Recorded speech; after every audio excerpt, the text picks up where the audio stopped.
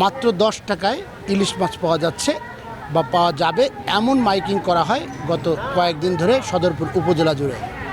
আজ ঠিক সকাল 8টা থেকেই সদরপুরের যে বিশ্ব জাকের মঞ্জিল উচ্চ বিদ্যালয় রয়েছে সেখানে কিন্তু হাজারো মানুষ উপস্থিত হয় এই ইলিশ মাছ নিতে। এর মূল্য 10 টাকার ইলিশ নিতে স্থানীয় হাজারো মানুষ কিন্তু ভিড় করে এই সদরপুর বিশ্ব জাকের মঞ্জিল উচ্চ বিদ্যালয় প্রাঙ্গণে। ঠিক 11টা থেকে কিন্তু দেওয়ার কথা ছিল এই ইলিশ মাছ, এবং এই ইলিশ মাছ দেওয়ার উদ্যোগ নেন স্থানীয় এক ব্যবসায়ী। 11টার দিকে তিনি 2 পেটি মাছ নিয়ে ঠিক এই বিশ্ব জাকের মঞ্জিলে উচ্চ বিদ্যালয় প্রাঙ্গণে আসেন, এবং আসার পরেই কিন্তু এখানে হাজারো মানুষ আসলে বিশৃঙ্খলায় জড়িয়ে পড়ে, এবং সেই মাছ কিন্তু আসলে সাধারণ মানুষ নিতে পারেনি। ওইখানে যারা ছিল তারা একেবারেই এক একজন 10টা 12টা করে নিয়ে কিন্তু ওই মাছগুলো নিয়ে যায়। বেশ ধাক্কাধাক্কি শুরু হয়ে যায়, এবং এই জোড়াপাল্টা ধাক্কাতেও কিন্তু বেশ কয়েকজন আহত হয়েছে।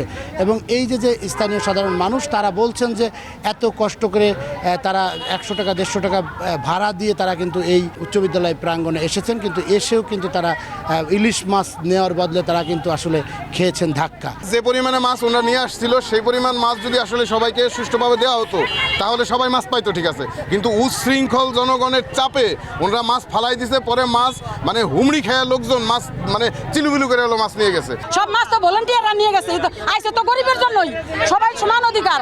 আজকে বেজতি হয়েছি।